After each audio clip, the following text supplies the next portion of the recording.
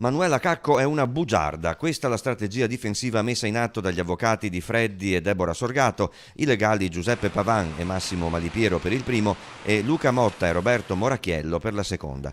Nella loro arringa gli avvocati hanno puntato a demolire in ogni dettaglio il racconto della tabaccaia veneziana. Fu Manuela Cacco infatti a incastrare il Sorgato, descrivendo agli uomini della squadra mobile e al PM Giorgio Falcone, titolare delle indagini, in che modo i due avrebbero eliminato Isabella Noventa la notte tra il 15 e il 16 gennaio del 2016.